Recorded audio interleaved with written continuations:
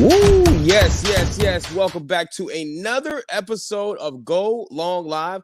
I am your host, Barry Long the second, not the first, not the third. I am the first. I'm the second.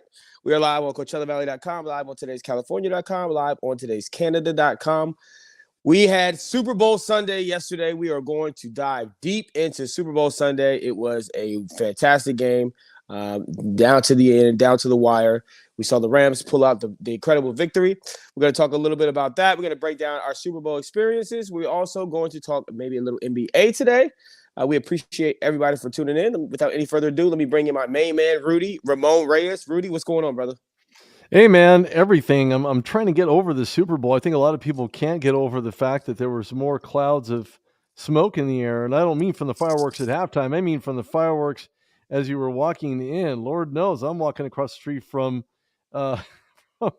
Olympic and Figueroa, and it's like I walked through a cannabis factory. I mean, it just, it was. Are you talking about all the smoke that was in LA? Horrible. Yeah, the smoke in the air was not the fireworks. Oh, it was everywhere. It was everywhere. And let me say this about I live in Coachella in Riverside County, and a lot of people that are watching it right now in Riverside County. Let me just tell you how lucky we are in Riverside County, because you don't have to show your vaccine card everywhere you go. The mask mandates are not as bad as they are in LA. Shout out to Sheriff Chad Bianco, for not being so strict with the enforcements. But everywhere you go in LA, you got to show your vaccine card. You got to show your proof of vaccine. Every single place, every single restaurant.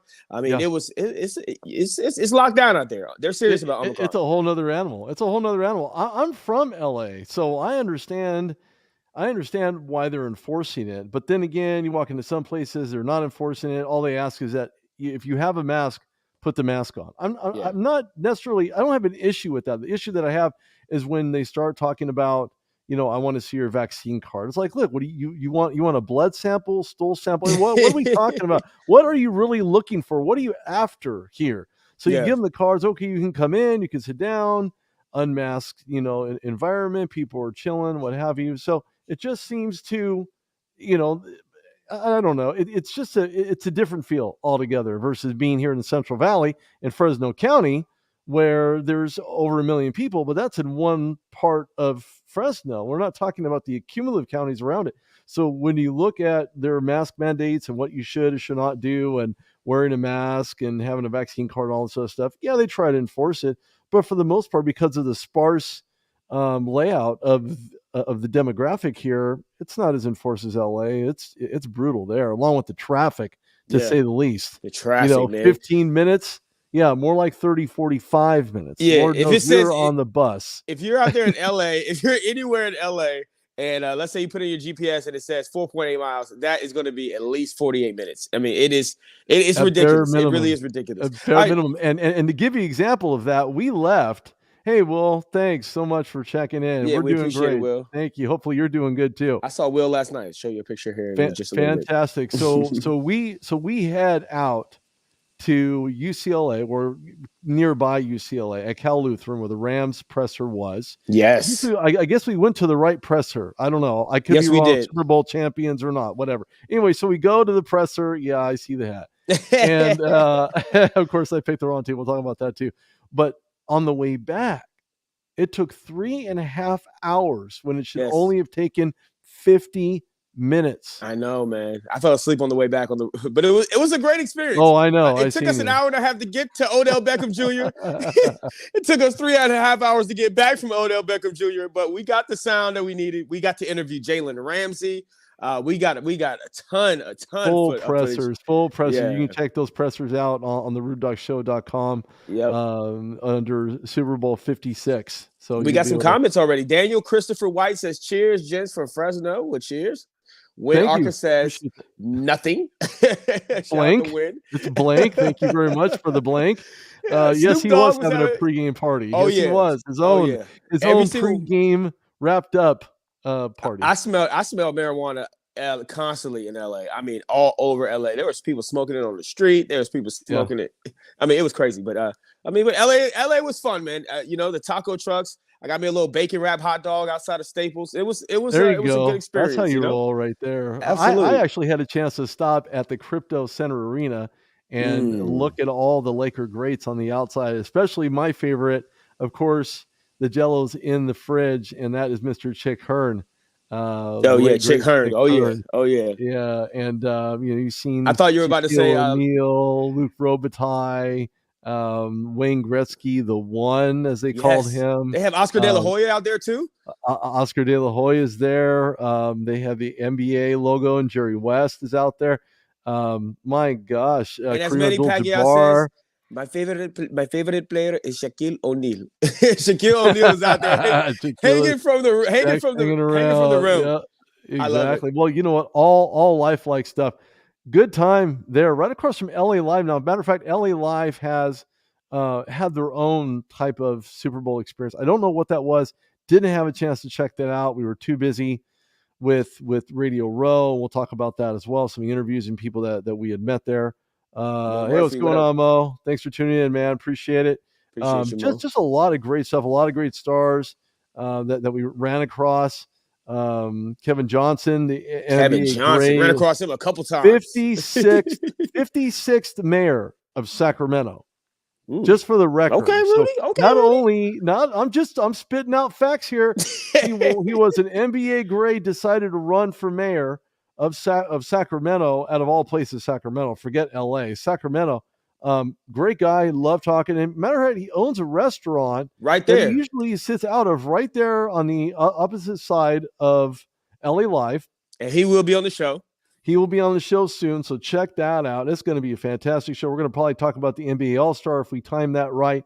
We'll talk about the All-Star game and the upcoming remainder of the season. We'll get into NBA shortly as well. But, man, just so much to talk about, so much to unpack. Absolutely. Absolutely, man. We had a blast. I mean, we got to walk around, meet Travis Kelce. You got to sit down with Ian Rappaport. We sat down with Ian. Speaking of Ian, we sat down with Ian Book, and that was a big story this year because of the struggles that he had with the Saints. But he was one of the most compelling interviews that we had. We got to interview Trey Wingo. I mean, it was just left and right. You seeing people all over. I looked to my left. I saw Alex Rodriguez. Yeah, there was so much to see, so much to do. Matter of fact, I'll tell you a quick story.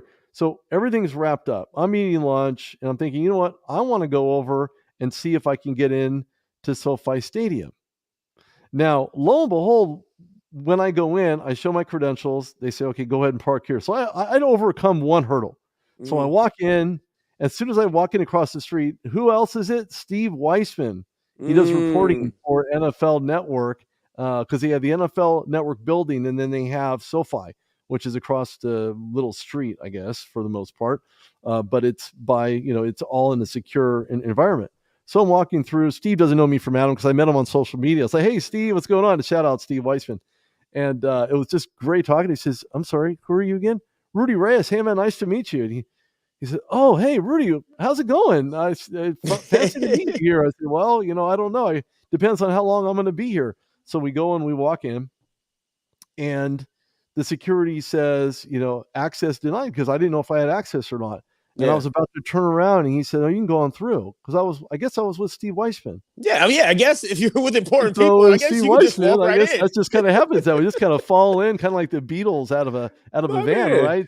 So walking in, and then we go to the next hurdle. I thought to myself, man, I gotta go into SoFi, but I got to use the men's room. So I walk in. I said, look, man, I got to use the men's room. So I scan my RF, my media credentials against the RF scanner. It says access denied. I got in anyway. And so I have, 3 strikes, I'm in, I guess. Yeah, but that's terrible. Fantastic experience. Got some photos there. They're on the RudeDuckShow.com. Beautiful stadium. Same tab. Good stuff. Yeah, it was a great time. Beautiful stadium, inside and out. Just absolutely beautiful stadium. And so let's get to this game. All right, we are live on CoachellaValley.com, today'sCalifornia.com, today'sCanada.com. We appreciate everybody for tuning in, everybody for commenting. Jill, she says she's here from Inglewood up to Inglewood. Inglewood is hood. Okay, I went out there. I went out there and wore red, man, and I got rolled up on by a dude who looked like Suge Knight. And he said, what's your name, man? Where you from, man? I was like, my name is Barry Long. I'm here. I have media credentials. I know this is the hood. I know this is the hood, but I'm out here not being hood. He was like, well, welcome to the 60s, Barry. Well, I was like, whoa. I Like, was like, wow, okay, California, man. you got to wear certain colors in LA, man. So, next time we're out there, well, next year would be out in Phoenix. But yeah, if you're ever in LA, just make sure that you wear the right colors. Okay, neutral. All right, Exactly, so let's talk about exactly. this game. It was an incredible game. First of all, we started off with a touchdown from Odell Beckham Jr., and then the Bengals, they came back and they scored. They got the lead, and then we saw it go back and forth, 3-and-out, 3-and-out, 3-and-out. Later on in the game, then Matthew Stafford is able to engineer a drive, a game-winning drive. The Bengals get the ball back at the end, and then who closes out the game? Aaron Donald. We saw, so it ended up being 23-20 between the Rams and the Bengals. A lot of people predicted the Rams to win. I predicted the Rams to win. Some people predicted the Bengals, but I won't speak them by name. But Aaron We all Donald had know the I game of picked the his life. Bengals, okay? Let's not go there. I picked the Bengals on this one. But Aaron And Donald the score was flipped, but anyway. yeah. Aaron Donald had the game of his life, though. I mean, they went out, they sacked Burrow 7 times. We knew that the weakness of the Bengals would be the offensive line. We saw them give up 9 sacks against the Titans 2 games before this one. So we knew that the Rams was going to tee off. We knew that Aaron Donald was probably going to get a couple sacks. We knew that Von Miller might get a couple sacks. They ended up having 7 total sacks as a defense. And then on the offensive side of the football, Matthew Stafford, of course, he made his typical Matthew Stafford mistake earlier on in the game by throwing a dumb interception. But he actually threw 2 of them. Brought it back at the 25. In the end zone. Yeah. But just like Matthew Stafford has done his entire career, he comes out in the fourth quarter and he wins big. He's engineered 3 fourth-quarter game-winning drives this playoffs already. And since he's coming to the league in 2009, he is leading the league in fourth quarter game-winning drives. So he did what he always does. He's great in the fourth quarter. And, of course, he went to his main weapon, Cooper Kupp, who he's gone to all season long. Cooper had 8 catches for 92 yards, 2 touchdowns. Odell Beckham Jr. only had 2 catches. But they were for 52 yards, and one was for a touchdown. One was for like a 34-yard gain that they needed on 3rd down. But he went out early in the game, and he suffered what appears to be a torn ACL. So, it'll be interesting to see how that situation unfolds moving forward. But he did come back out, dressed in street clothes and was able to celebrate with his team. It was just an incredible victory for the Rams. What were your thoughts on the game last night? There was a lot of things that I did like and a lot of things that I did not like about the game. And, of course, a lot of missed penalties, things that were just blatantly obvious. Some PI, some offensive PI, just calls that just were not made. And then all of a sudden you make the critical mistake as a referee, as an official, as somebody who's supposed to be objective and be close enough. Now look, so everybody understands this perspective. If you're an official, you're actually being picked to be the official inside of a Super Bowl game. That means that your stats, the penalties that you've called, your performance overall is reviewed by the NFL Referees Union and the NFL in general to determine whether or not you get to cover a Super Bowl. Your numbers need to be high, and they need to be good. They need to be consistent. Obviously, we thought we were getting the best officials out there. Unfortunately, a lot of times and of course, I'm always about to propagate change because change needs to happen, especially in this officiating situation. We've seen it during the regular season. We've seen this over and over and over again, every single NFL year, where the officials still make questionable calls, more so in the regular season. It gets a little bit dicey when you're talking about postseason, the AFC Championship game, NFC Championship game, and then, of course, now the Super Bowl. Well, the Super Bowl, for all intents and purposes, there was a lot of things missed. They need to change the system up. They need to have more objective referees and penalties that are called. And I'm just tired of the same old where you're going to let some things fly on one side, some things fly on the opposite side, and there's no real parity. So if you're going to call it on one, you can call it on the other. Only because that is a designation. Okay, so let's talk about the officiating, because there was 2 calls that were egregious on both sides that a lot of people felt like affected the outcome of the game. There was the one where it wasn't called on T. Higgins, where he is an offensive pass interference, where he actually grabs Jalen Ramsey's entire helmet, shoves him out of the way, scores a touchdown that puts them up. And a lot of people were upset that wasn't called on the offense. Not only should it have been a 10-yard offensive pass interference penalty. It should have been a 15-yard face mask penalty. And we know that as a running back, if you do a stiff arm and you grab the guy's face mask, that is a penalty. So it should have been called. And then there was the one on Logan Wilson later on in the game, the pass interference, where he appears to have his left arm barely wrapped around Cooper Kupp, minimal contact. And it was a key play in the game, extended their drive, and it gave them 3 more extra plays to where they were able to eventually score a touchdown. So, but this game wasn't officiated as strictly throughout the entire course of the game as a lot of games we've seen this season, especially in the playoffs. I mean, there were some games where it was just like penalty after penalty after penalty. And as a NFL fan, we've become accustomed to every time there's a touchdown, every time there's a big play, before you celebrate, you go, oh, wait, there's going to be a flag, because that's how many flags are thrown in these games. Yesterday, there were only 6 penalties total between both teams. The Rams had 2 penalties for a total of 10 yards, and the Bengals had 4 penalties for a total of 31 yards. Now, that 31 yards was key because 2 of those were on third down, and they extended the play and extended the drives for the Rams. What were your thoughts on the lack of calls last night? The lack of calls certainly changed the outcome of the game. Of course, yeah, the margin was only by 3, but that didn't necessarily mean that the outcome couldn't have been better. It could have been a lot. Put it this way, you have to have a competitive matchup, and the way to have competitive matchups is by calling you're calling different penalties for the right reasons. And if they're not going to do that, they're not going to stay consistent in that regard. You're going to affect the outcome of the game, whether the team plays through it or not, whether they fight through it or not. And we're talking all team sports. It just necessarily is not the NFL. We're talking NCAA. We're talking the NBA. We're talking NHL. We're talking about, sports in general, in groups around every single league you can think of. It affected the outcome big time. That one hit in the end zone against Cooper Kupp certainly was a helmet-to-helmet situation. Yes. Maybe it was helmet to face mask, but the face mask is connected to the helmet. So it should have been called and should have been automatic, first down, and with half the distance to the goal or whatnot.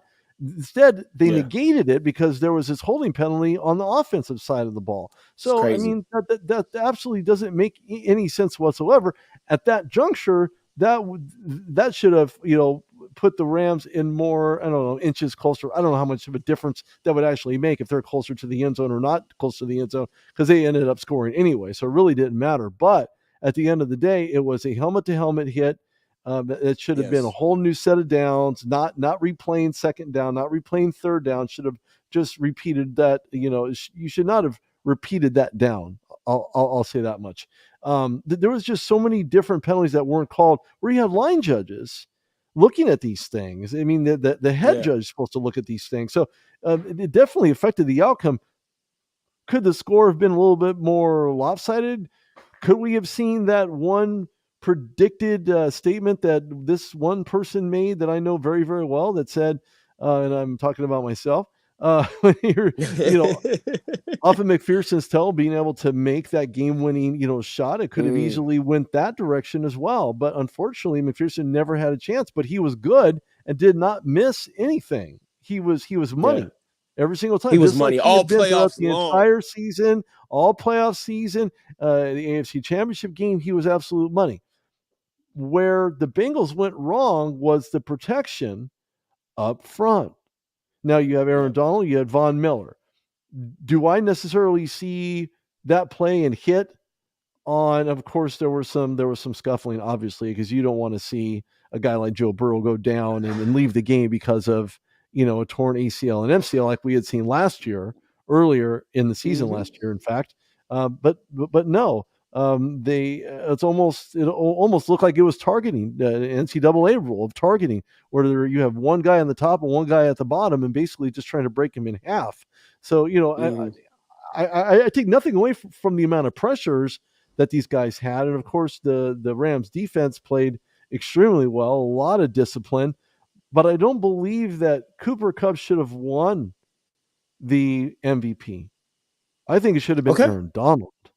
Aaron Donald. Okay, well, now Aaron Donald did have 2 sacks, but he had so many more pressures and so many more impacts on the plays than anybody in the NFL or in the Super Bowl. And I agree. I agree. Aaron Donald could have easily been the MVP. As a matter of fact, Bill Cinso and I were talking about who would be the MVP, and we predicted Cooper Kupp. Cooper Kupp had 2 touchdowns, and he was mostly shut down for the entirety of that game until the fourth quarter, and it was almost like he was just going to go off. And the Bengals played a lot more zone coverage later on in the game.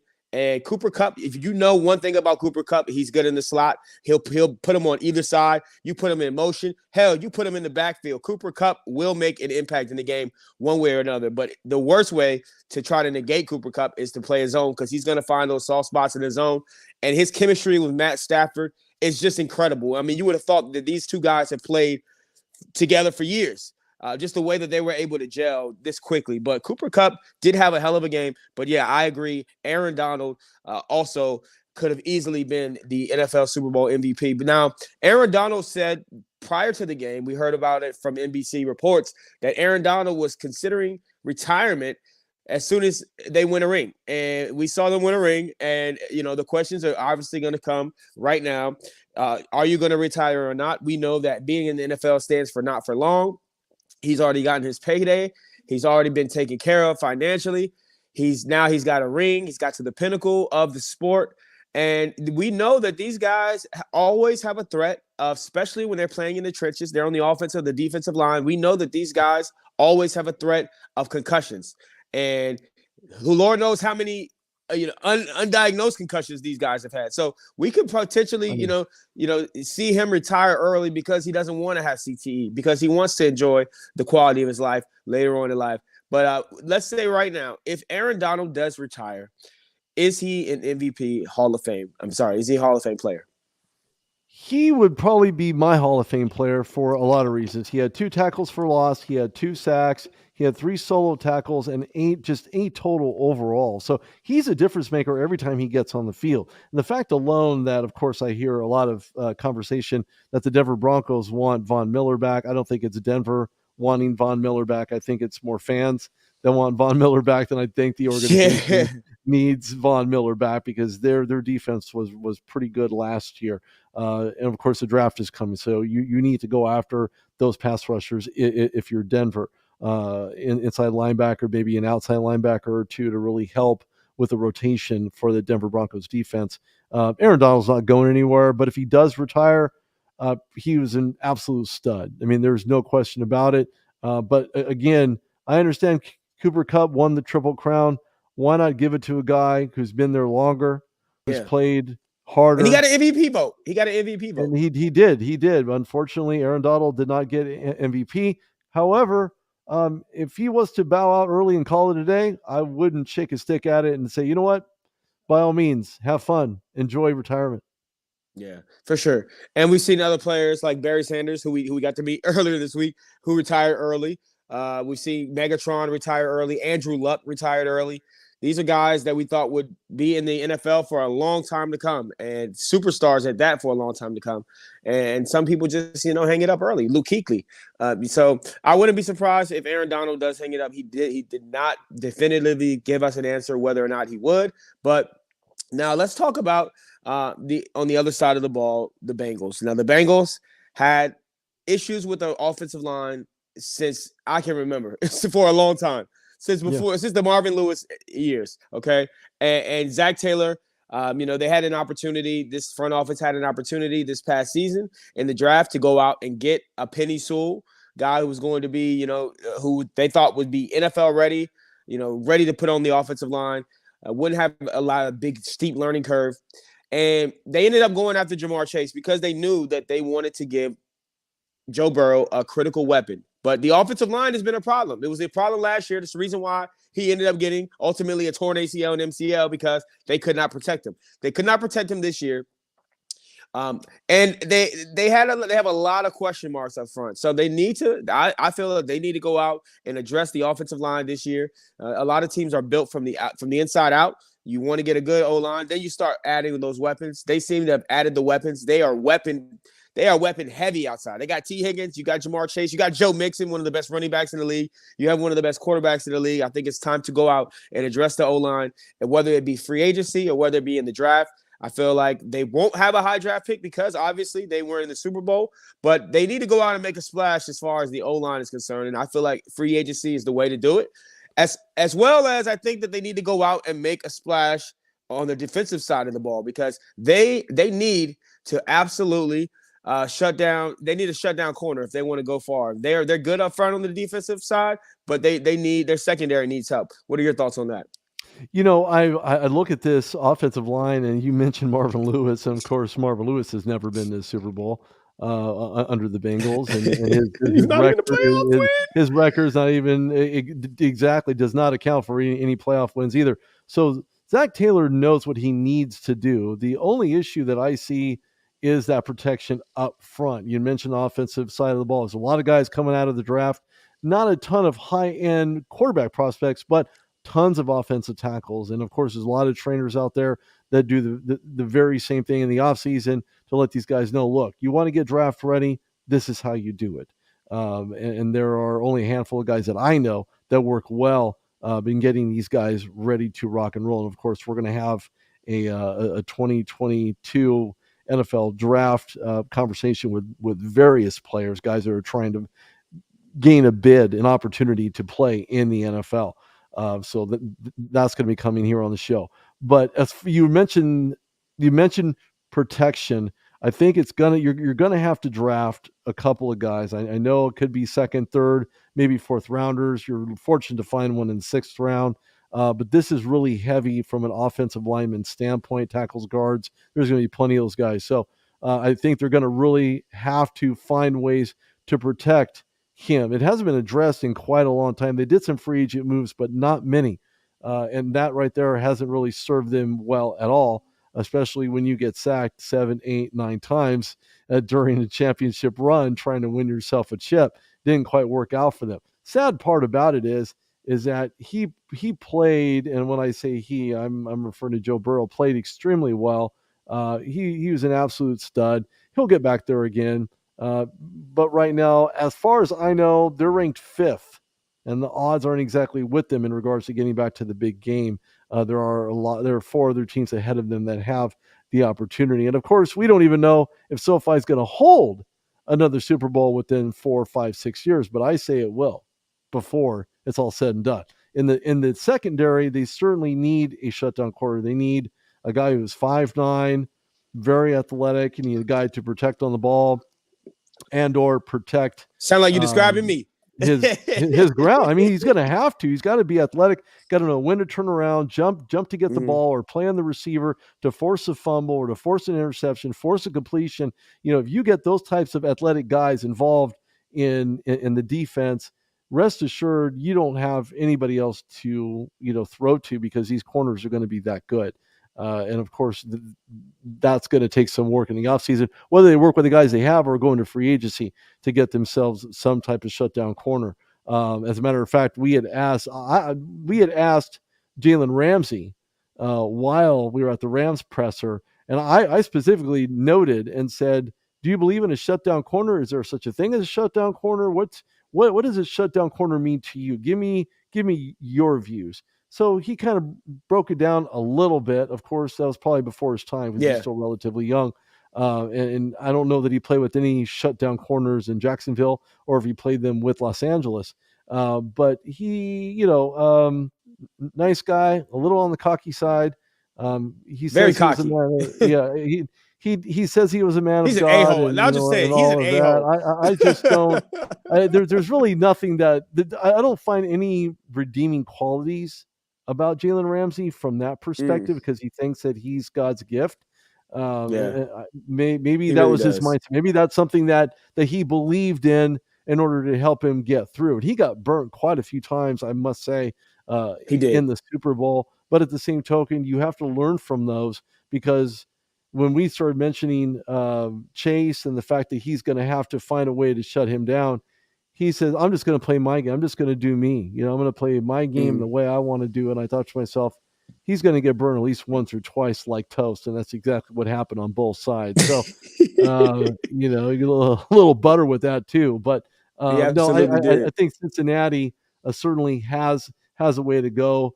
Joe Burrow had, he rushed twice. He only had 3 yards out of it. He had 22 for 33, 1 touchdown, 7 sacks, 43 7 total. sacks. All right, he's been 43 sacked. And look, total throughout the year. The most sacked quarterback. And the his most sacked QBR quarterback all wasn't season long. even 40. Yeah. Yeah. He got sacked QBR 70 was times this season. 49.7. 70. Yeah. Yep. In That's 20 absolutely games. insane. That's absolutely insane. So, I mean, you can't win in games like that. Your offensive line's not doing their job. They're not protecting you. They're too worried about their assignments. But the problem is that when you lean so much on your assignment, you're forgetting the person that's under center. You're forgetting the guy that's going to hold the ball to make the difference, the highest paid guy on the field, and you're going to allow him to get hurt and then get upset when somebody rolls up on him. That's your fault. That's your job. And this is back-to-back years. And this is back-to-back years where the offensive line was weak for one team and the defensive line was dominant for the other team, and it showed. And that was the difference in the game, because last year we saw the same exact outcome between the Tampa Bay Buccaneers and the Kansas City Chiefs. We saw the Chiefs O-line just decimated going into the playoffs. Knew that was their weakest link, and that Buccaneers team just got stronger and stronger defensively on that front line, and they had Pat Mahomes running for his life. And and it was kind of the same story last night with all the pressure that Joe Burrow was under. But there are also some fun facts that we found out about the Super Bowl, and we appreciate Bill Senso for giving us our first fun fact. For the 8th year in a row, the team that won the opening coin flip has lost the Super Bowl. Wow, that is incredible. That's so maybe they need to practice that. That's interesting. And then another fun fact is the fact that this is the 2nd year in a row that a home team has won. The Super Bowl winning team they won it in their home stadium. So you had Tampa Bay win it last year in Tampa. And this is one of the things that we all know years before the Super Bowl, what city it's going to be in, which year. Like, we know next year will be in Phoenix. So it will be the equivalent of Arizona going out and winning the Super Bowl next year, because that's what Tampa Bay did and that's what Los Angeles did. They both won it in their home stadiums back-to-back years. It's never happened before. It's happened 2 years in a row, and that's incredible. Now, we don't know if it'll happen next year. Super Bowl is in Arizona. Speaking of Arizona, we've got some issues going on with Kyler Murray. We're live on today'scalifornia.com, today'scanada.com. He's Rudy Reyes. I am Barry Long II. So we got Arizona issues going on with Kyler Murray. Now, Kyler Murray has seemingly unfollowed the Arizona Cardinals Instagram. Okay. Now, this dates back to about 7 days ago. It's been going on. We've heard rumblings out of Arizona that he wants a new contract. He wants to not play his last year under the rookie deal. He feels that he's won enough games. He's proven himself. He wants a big deal right now, immediately, and he's got a little issues with that. There are also reports coming out of the Arizona Cardinals camp that he apparently is a problem in the locker room. And we've seen him with bad body language after he throws interceptions or after he gets sacked. That's nothing new. But this is what Chris Mortensen is reporting. Now, Chris Mortensen is a respectable guy. He's been in this league for a long time, been in this industry for a long time. So if he says something, it's pretty much true. But the odd vibe between the Arizona Cardinals and Kyler Murray is indeed alarming. Murray is described as self-centered, immature, a finger pointer, sources say. Murray is frustrated with the franchise and was embarrassed by the playoff loss to the Rams and thinks he was being framed as a scapegoat. Now, they did lose 34-11 in that game. they got mollywopped in that game. That was the opening round of this playoffs. He went 19 of 34, 137 yards, 0 touchdowns, 2 interceptions. His body language was bad. All right, Chris Mortensen goes on to say, where's it headed? Despite the acrimony, the Cardinals expect things to calm down and Murray as their quarterback. Select veterans hope to reach Murray on how he handled adversity better. Coach Cliff Kingsbury, say that 5 times in a row, has also self-scouting where he can provide better alternatives for QB. So I'm assuming that, they're going to have guys like Larry Fitzgerald reach out to him. I don't know what they're going to do to resolve the situation. But the Arizona Cardinals did issue an official statement saying nothing has changed regarding our opinion and high regard for Kyler Murray. We as a team and Kyler individually have improved each other since each year he's been in the league. We are excited to continue that improvement in 2022, and we are excited that Kyler Murray is the quarterback leading us. So, some issues going on. Now, a couple days ago, he took down all his pictures on his Instagram that had anything to do with Arizona. All the logos were off his. He only had 2 pictures left. Okay, 2 pictures left on his Instagram, and one was him in the Pro Bowl, and one was of him in college. Now that was alarming. Then he unfollows them. Then they go and shave off all their pictures, or they just block the pictures, block the public from seeing them. They only had 2 pictures on their Instagram the same day. It was like their counter move. And the one picture was the picture that he had on his Instagram out of those 2 pictures, him at the Pro Bowl. And the next one was him on draft day. So they were kind of trolling each other back and forth. Seems like some kind of weird issues going on. We don't know what to expect. This situation is only getting trickier and trickier. What are your thoughts, Rudy Reyes, on this situation with Kyler Murray? This is kind of funny, and I don't mean that in the sense of Kyler Murray's funny, but whenever I've heard interviews from him where he's doing a sideline report interview or whatever the case might be, I don't see him taking any real ownership in the types of play style that he exhibits on the field, the interceptions that he throws, the miscues on offense. Look, you're a quarterback. Unfortunately, you're small. You're not exactly the tallest guy. You're clearly taller than some guys playing a quarterback. He's a little guy like me. Yeah, he's very short. So I mean, it could be a short man syndrome type situation for him. Napoleon syndrome? Yeah, he could. I mean, he could play with one hand on the shirt, one hand on the football. I mean, I don't know. It depends on who you ask. But, it just goes to show that when you're not mature enough, and I've almost said the same thing about Kevin Booker in the NBA, maturity goes as far as you're going to. You said Devin Booker? Yeah, okay.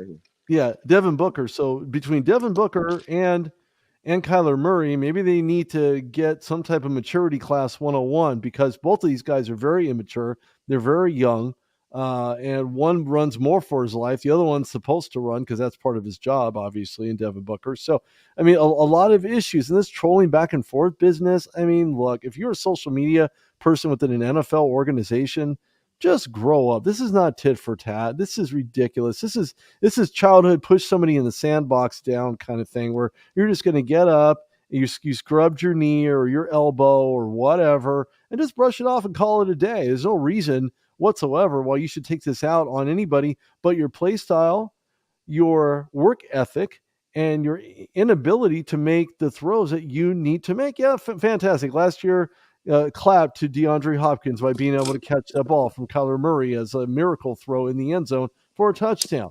The Hail Murray, yeah. The Hail Murray, the Kyler Murray, whatever you want to call it, it just seems to have more of a hail than anything else. And hail's following all over. Of course, when it touches the ground, it's going to melt. And especially in Arizona when you're talking about Kyler Murray as well as the Cardinals organization. So, look, things will calm down. Things will get back into perspective. We understand he wants a new deal. I don't think he's there yet. I think it's going to be very codependent as to what this upcoming season does look like for Arizona.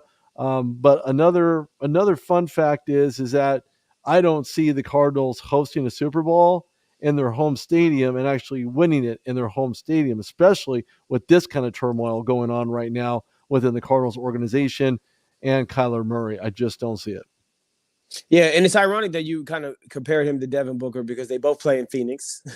But yeah, I agree. I think Kyler Murray is his body language is always bad. I mean, it just seems like, especially during the games, like when they're down by 2 touchdowns and the game is still within reach. It's still within your grasp. All you got to do is get a couple stops on defense and score on offense. And his body language still seemed bad. I mean, they went early on in that game between the Rams, that 34-11 loss, when the game didn't get out of hand, his body language is already bad. I mean, he gets sacked. He's one of those guys that shows up his offensive lineman and kind of, lets the whole world know that they made a mistake, not me. The wide receivers run the wrong route.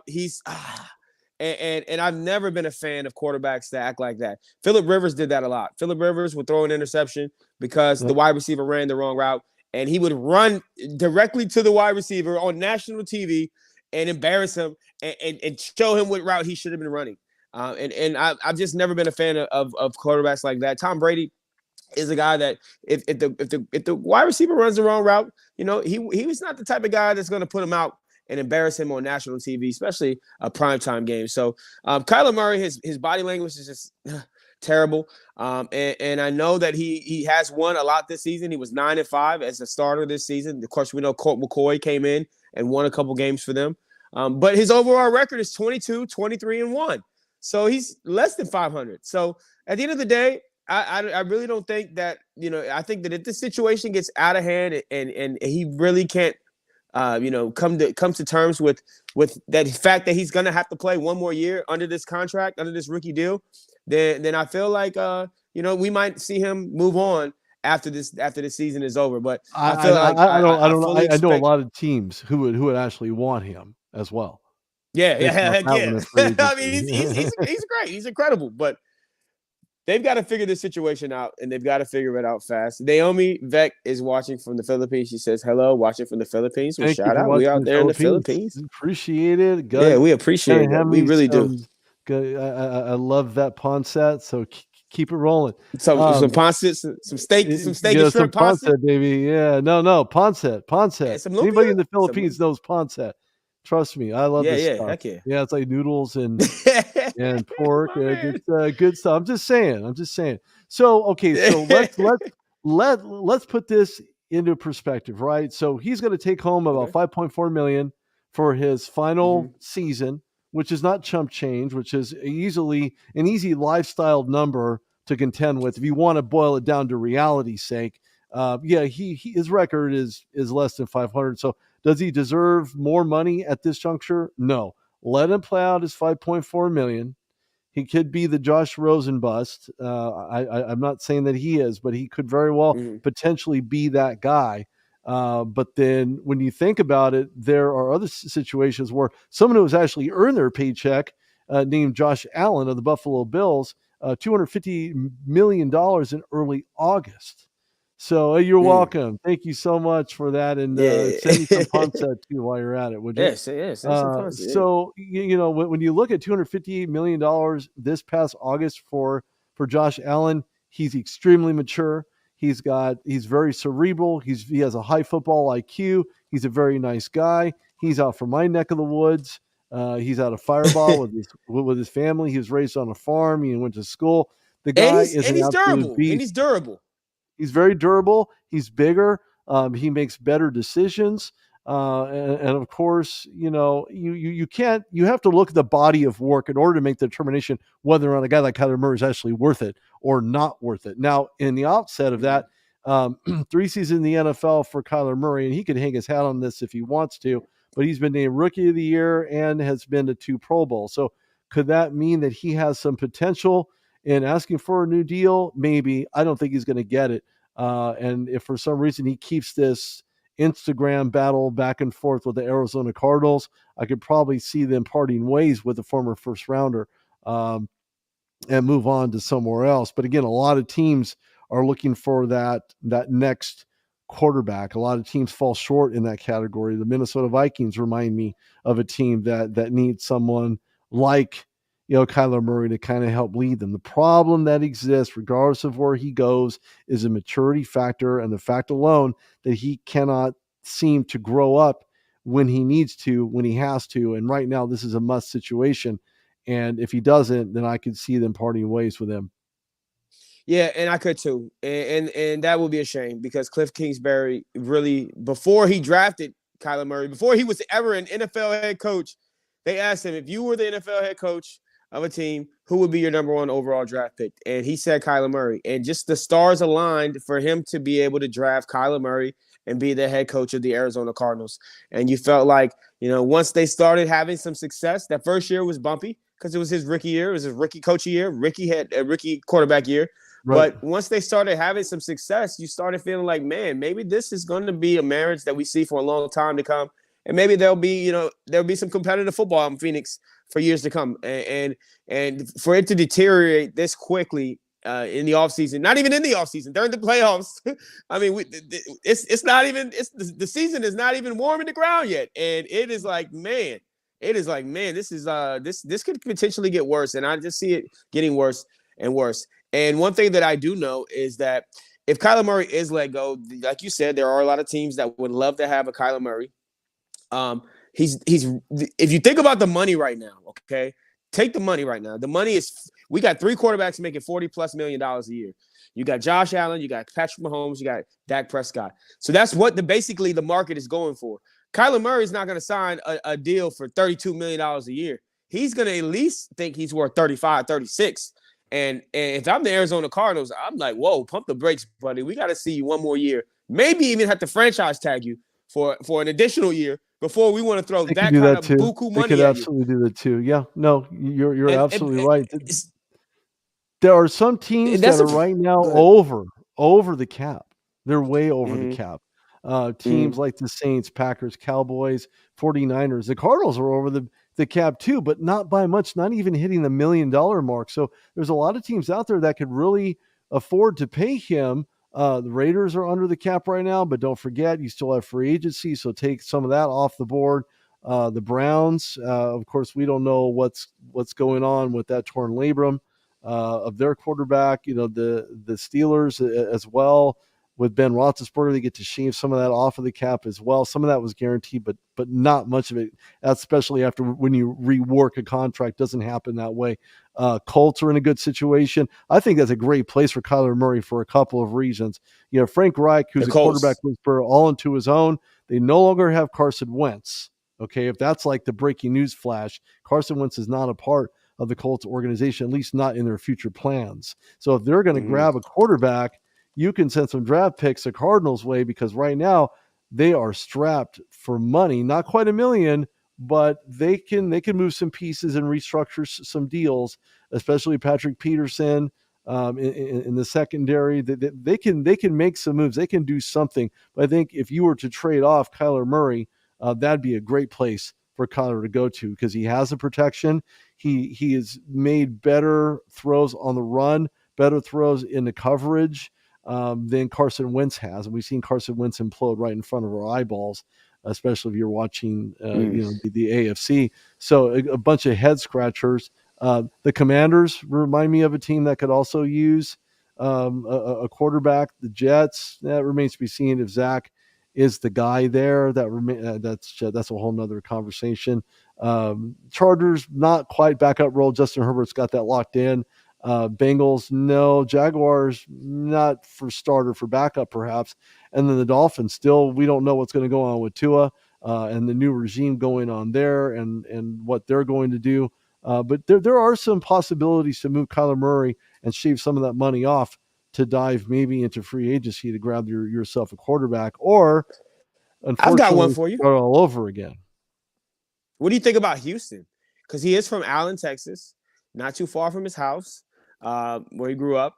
You know, he feels comfortable in Texas. He's considered the #1 Texas college football or high school football player of all time. Won 4 championships there. I know he won them in the Cowboy Stadium at Jerry World, but still, it's Texas and it's his home state. You know, he'll be back down there eating that barbecue.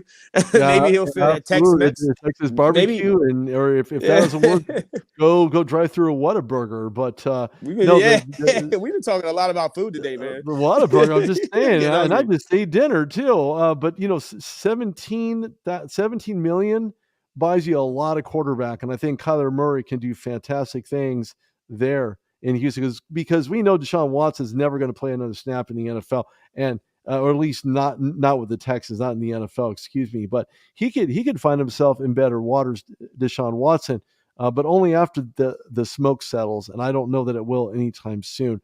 So is he more of a casualty to another team who has the available money? Maybe the Bears take a chance, and maybe he plays in a backup role situation. I wouldn't want Deshaun Watson in the black and gold uniform. Again, his legal situation is going to prevent him from being an attractive pick in any team in the NFL that has the money and has the space available. Yeah, for sure. And I mean, that Deshaun Watson situation is just a tragedy. I mean, this guy's just sitting on the shelf. They need to figure it out. They need the legal process needs to play itself out. They need to get that man back playing somewhere, but it will definitely not be in Houston. And I can see Kyler Murray going to Houston. I really could. I think that would be a good place for him. We are live on CoachellaValley.com, today's California.com, today's Canada.com. This is Go Long Live. I am Barry Long the second. He is my main man, Rudy, Ramon Reyes. And Naomi, she says, that she is a proud Filipino here. Thank you guys. She said we're so cute. Thank you. We appreciate you. And Some love there, Barry. That's some I, love there. Very I mean, nice. we get love. We get love out here in these streets, Yeah, man. you We gotta appreciate share the it. love. We love it, like it, and never leave it. Just show us the love. Never leave it. Yeah. Never leave it. Last but not least, I want to wrap this up in a nice little bow, especially when we're talking about Kyler Murray. The Okay. Ravens, I understand they have Huntley. I like the Yes. Huntley acquisition, but if you want a secure guy, if you want someone who could throw the ball and you have the protection, whether or not I now So that I'm you play thinking Kyler about it, Murray as a backup for Lamar? Man, dang, you if really if are putting Kyler Murray as a backup. if he would not take a backup spot, then yes, Texans as a starter. But if he's willing to take a backup role, yeah, stick him in Baltimore. Absolutely. Yeah, because the style in which Lamar Jackson plays does not lend itself to longevity. I always say this: he is a great quarterback, but he is one hit away. Just in the frame of his body, he's one hit away from being RG3. And I don't want to say that. I don't want to jinx him or anything like that. I'll knock on wood. But what I'm saying is that Lamar Jackson's body type is not as big frame as Josh Allen. Josh Allen's going to be able to be durable, going to be able to take hits. Right. Lamar Jackson is one hit away from being RG3. And Kyler Murray would be a good backup there. But I still think Kyler Murray can be a starting quarterback in this league. I know he's a little bit shorter. Yeah. But you got to give him weapons. If he doesn't stay in Arizona, you've got to give him weapons like DeAndre Hopkins, somebody that can really, take his game to the next level. So, it is interesting. It'll be interesting to see. That situation is going to only get worse, in my opinion. I mean, this new age social media, it just adds a whole nother layer to player team relations that wasn't there before when we were growing up and we were watching sports as young kids. So I just feel like, I don't know. This situation doesn't feel like it's going to end good for Kyler Murray and the Arizona Cardinals. Hopefully, there's somebody that can step in. I feel like Larry Fitzgerald will be a perfect mediator in this situation. Larry needs to come back from retirement or come in, be a players, be a director of players relations or something, and go in there and talk to Kyler Murray, talk some sense into him, and get this thing swept under the rug. We are live on CoachellaValley.com, today's California.com, today's Canada.com. He's Rudy Reyes. I'm Barry Long II. Now, let's talk about this NBA market, this NBA buyout market. We're Lakers fans. We did not see the Lakers make any moves. Zero, nada, zilch moves at the trade deadline. We saw other teams that were very active. The Clippers were active. We saw, there's a lot of different teams that were active, but the Lakers were not one of them. And what Rob Pelinka came out and said is that he believes that, he might be a player in the buyout market. So we'll see teams that will buy out these contracts and that could potentially, put these players in a position to sign with somebody who's making a playoff run or sign with somebody who needs a guy of their particular talent. So we've got guys like Kent Bazemore, who was on the Lakers. So he obviously will not be on the Lakers if that buyout happens. He'll be bought out by the Lakers. So he'll be someone on the move. But we're talking about guys that are potential Lakers. We have Eric Bledsoe. Okay, Eric Bledsoe, could potentially be moved out of Portland because he was traded in that Clippers trade. We have Goran Dragic.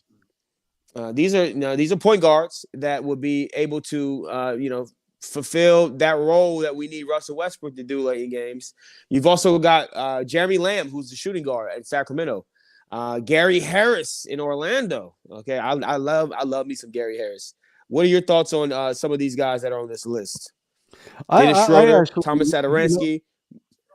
I like the Bledsoe. I love Eric Bledsoe. I mean, he certainly is an absolute beast. Moving 2 weeks, and then some from the Clippers, and he's small, he's big, he's athletic. He can certainly make those shots when you need to.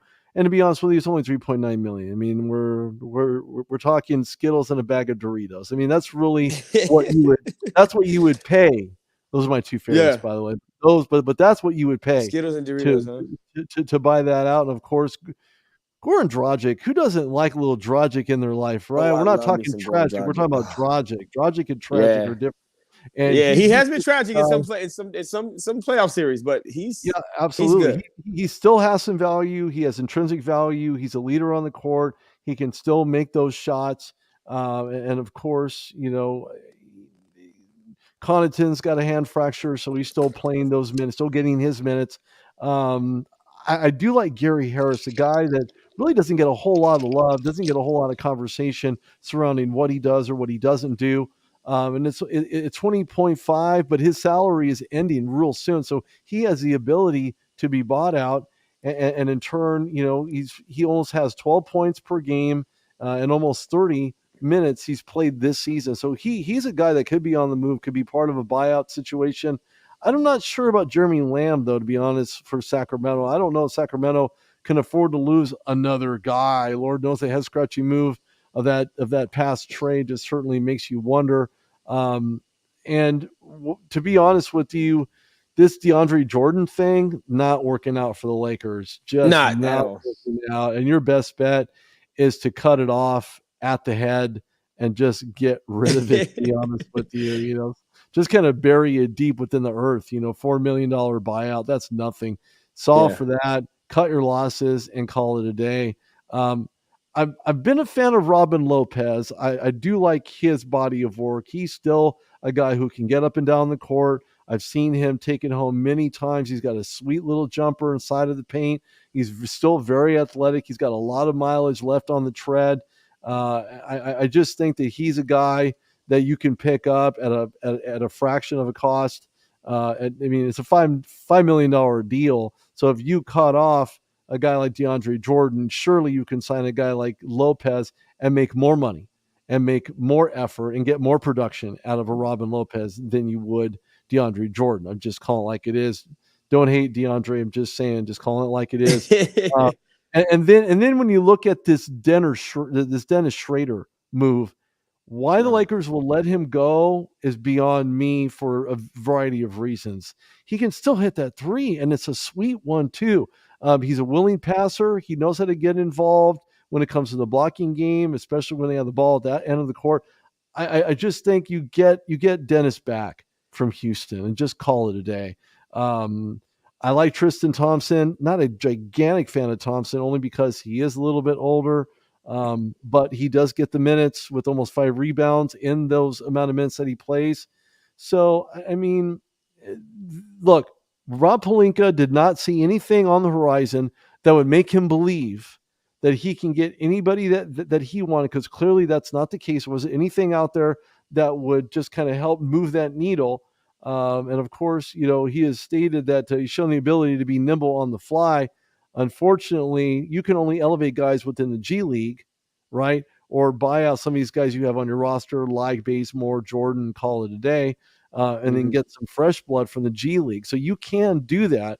You would just have to pay them a fraction of the salary to see where they're at, maybe even a 10-day contract, right? We see a lot of those floating around, especially this year. So if you do that, and of course, Markieff Morris, maybe get a guy like that moved up. You need a big body. You need someone who can shoot from the perimeter, who can set a place for you on the inside, who's aggressive, kind of like a THT/Alex Caruso, who can still hit from the field but yet get inside the paint to make it count. So a lot of scenarios for the Lakers, a lot of scenarios overall, especially for the aforementioned players who can certainly be bought out without any potential salary issues, especially if you work out a deal to sign them off and maybe half of what they would actually make, just so they can get out of the situation and maybe find more they can play in. Yeah, and I think it's interesting what you just said, because you're right. First of all, the DeAndre Jordan situation is not working out. You're absolutely right about that. It's time to get him up out of there. I mean, the way that they're in the rotations are working, and they're running, Anthony Davis at the center a lot. Stanley Johnson has been stepping up a lot. LeBron James has been playing the floor a lot more. Reeves looks good too. Yeah. So I feel like you definitely need to get rid of DeAndre Jordan and maybe get some of these big guys in here. But the Dennis Schroeder thing that you just said was really interesting to me, because here's a guy that was kind of a disappointment last year for the Lakers team. And And they actually wanted to keep him. And they offered him, the 6-year, $84 million deal that he turned down, thinking that he was going to get a $100 million deal. And then he flips around and ends up on the Boston Celtics for $5.8 million or $5.6 million or something like that. So at the end of the day, I feel like that would be a really good acquisition right now, because if you're the Lakers, $5.9 million is what he's at with Boston. So Sure. if you're the Lakers, that's exactly what you pay him. Yeah. And he's been the guy who can spark an offensive run. So and why makes not better decisions in crunch time than Russell Westbrook. That's an understatement. So that would be a perfect pickup for the Lakers right now. You get him at a discount of what you would have, a fraction of what you would have paid him had he been on the team the entire time. So man, that is a really Skittles. bag of Skittles. Rainbow, Skittles get over the rainbow. Are you a red Skittles kind of guy, or are you that blue, that weird, that blue, like the color of those on the screen? They have the Skittles packet like that. Are you the red Skittles? The traditional? No, I'm more like a rainbow Skittles guy. You have to give me the different shades of the rainbow. Yeah, for sure. Yeah, for sure. I like Skittles. I'm a Butterfingers kind of guy. Send some your way. All right, real quick, our meme of the day. It's not really a funny meme. This is actually just one of those feel good memes that we have out there that I saw this past week. It just feel good in the house. Very, very exciting. If you want to know just how sorry the Detroit Lions franchise is, Matt Stafford couldn't win a single playoff game at 12 seasons as a Lion. Literally, the year he leaves, he ends Tom Brady's career and he wins the Super Bowl. He did. He ended Tom Brady's career. He sure did. And you know what? Almost single-handedly. I'm so happy for him, because you know that all he's been through, not only with being a Detroit Lion, but with his wife, Kelly Stafford. She had cancer, battle with cancer, brain tumor is what it was. And just a long battle. And they've been together since they were in college.